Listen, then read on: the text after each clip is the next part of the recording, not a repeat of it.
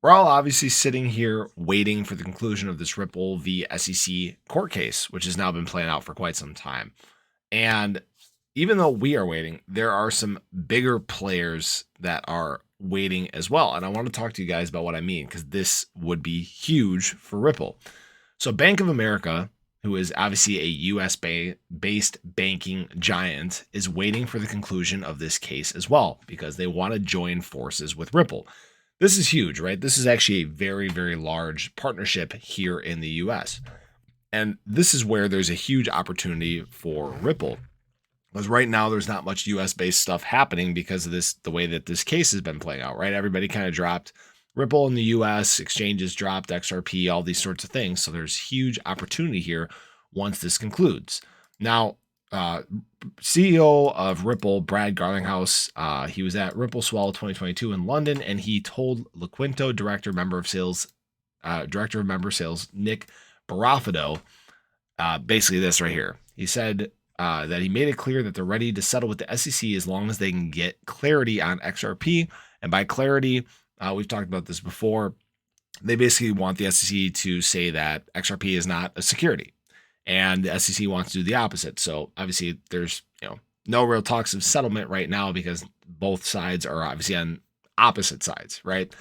So he asked him if American companies were waiting on the sidelines to jump into the game once clarity happens. He said, absolutely. He specifically said Bank of America. Bank of America is a huge partner of Ripple, and he said Bank of America stands to gain really big when the settlement happens because they are going to have a huge competitive advantage over their competitors by using on-demand liquidity on the marketplace. So Brad is very, very bullish. So again, this is huge, right? This is a huge opportunity, not just for Bank of America, but for Ripple too, because again, this right now is an untapped portion sector, because of the way that this court case has been playing out, because nobody's really doing much here in the US. Now, keep in mind too, during this time, Ripple has actually had record growth of their on-demand liquidity products, despite this lawsuit. Most of the growth has been overseas because, again, you can't really do much here because everybody doesn't want to touch you with a 10-foot pole while this case is playing out.